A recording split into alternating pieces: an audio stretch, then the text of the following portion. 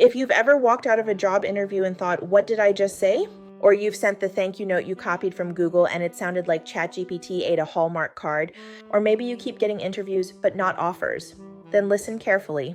Because here's the moral earthquake nobody tells you. A job interview is not a qualification test. It's an emotional test. It's dating with a resume. It's chemistry with stakes. It's two people silently asking each other the same exact question. Are you safe or are you a risk? And most people blow it because they walk into the process like a desperate applicant instead of a discerning leader. So today, we're flipping the whole thing upside down. We're going to break interview psychology wide open, and we're going to talk about what actually creates a yes, not the rehearsed lines, not the robotic stories. We're talking about the stuff that gets people hired, the stuff that builds instant trust, the stuff that creates momentum. Let me tell you something Oprah Winfrey said that every high performer should tattoo on their soul. Luck is preparation meeting opportunity. That quote is real, it's verified, and it's trending across leadership and career channels for a reason, because job interviews are where preparation and opportunity collide. And if you don't prepare your identity, not just your answers, pressure will hijack you. Hi, Unbreakable leaders. I'm PAVNESS, Courage Decision Scientist and Leadership Coach. For 23 years inside Fortune 500 companies, I watched leaders crumble, hesitate, or rise when pressure hit, and I became obsessed with understanding why. What I discovered is simple. When you learn to make courageous decisions under pressure, your whole life changes, especially in the interview room, because that room is a pressure cooker. Welcome to PAVNESS Unbreakable Leadership Lab, Courage Under Pressure. Let me take you into a moment I'll never forget. I was interviewing a brilliant candidate, on paper, flawless. Top MBA, big brand experience, awards, recommendation letters that practically glowed. But the moment he walked into the room, something was not right. His shoulders curled inward like he was apologizing for taking up space. His handshake was limp. His eyes darted everywhere except toward the human evaluating him. Me. Every answer he gave sounded like he was trying to protect himself from judgment instead of communicating value. At one point, he said, "I'm sorry, I know this isn't a great answer." And I remember thinking, who hurt you into thinking you need to apologize for existing? And here's the truth nobody tells you. Interviews expose your wounds more than your skills.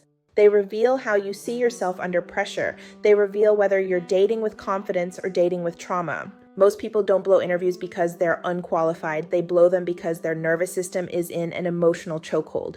Let's break down what actually happens when pressure hits. First, fear distortion. Your brain interprets the room as danger. You start performing instead of connecting. You try to sound impressive instead of human. Second, identity collapse. You shrink, your voice dims, your personality evaporates. You become a watered-down version of yourself. Third, decisional drag. You overthink simple answers. You ramble in circles. You give long explanations trying to prove you're enough. All of this destroys confidence signals.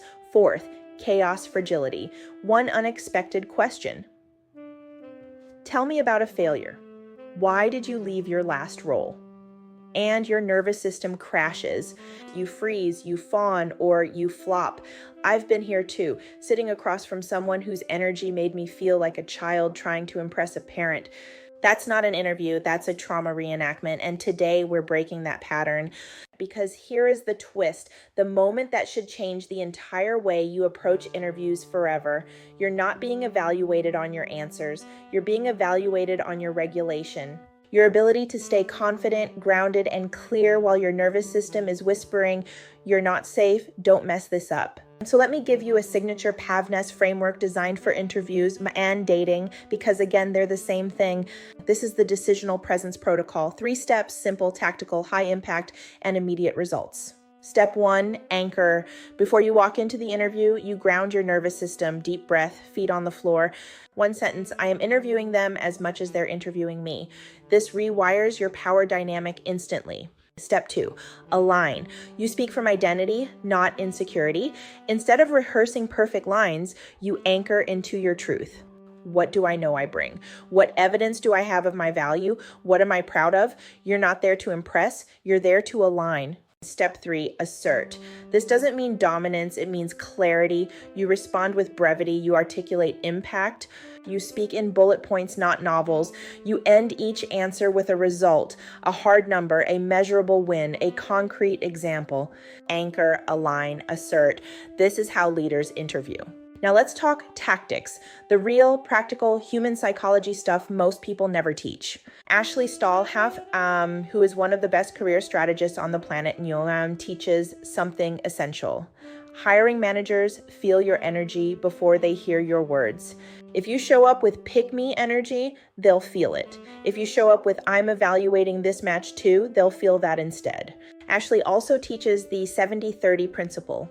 In interviews, 70% of your success is emotional intelligence, your tone, your presence, your curiosity, and only 30% is the content of your responses. She's right. I've seen this play out hundreds of times inside big companies. So here's what you do next time. Make your first impression in the first 7 seconds. Research shows we decide trust faster than logic. Walk in upright, grounded, make eye contact, smile warmly, not performatively. Sit with calm energy. Don't grip the chair like you're gripping for dear life. When they ask, tell me about yourself, do not give your entire career biography. Give your identity sentence. I'm someone who solves X problems by doing Y. I thrive in X environments, and I'm most proud of Y.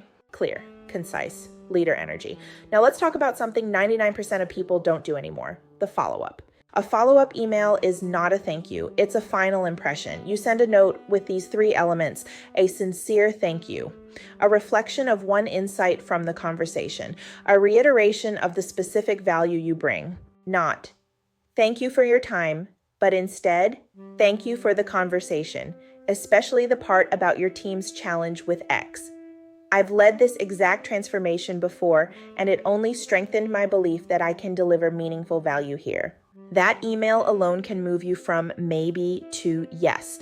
Now let's apply all of this to you. Right now, you might be someone who gets interviews easily, but not offers. Or maybe you freeze when they start asking deeper questions.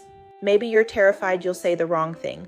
Maybe you downplay your accomplishments because humility was forced into you somewhere along the way. Maybe you're so desperate to get the job that you're performing for approval instead of interviewing like a leader. I want you to hear me carefully. You don't get hired because you're perfect. You get hired because you're present, because you convey truth, because you bring grounded leadership energy into the room. Here's your playbook. The 5 actions you take today: 1, write your identity sentence. Who are you in 1 sentence? This is your anchor. 2, prepare 3 stories that demonstrate leadership under pressure. Clear, concise, impact-driven. 3, do the decisional presence protocol before every interview. Anchor, align, assert.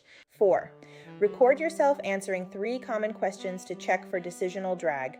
If you ramble, refine. If you shrink, breathe. If you sound like a robot, reconnect.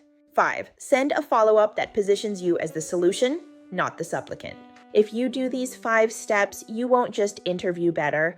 You'll show up as someone who knows their value, honors their identity, and commands respect without begging for it. And if you're a leader trying to stay clear, confident, and courageous in a world that keeps throwing pressure at you, this is your show. Subscribe, like, comment, and share with someone who needs this today.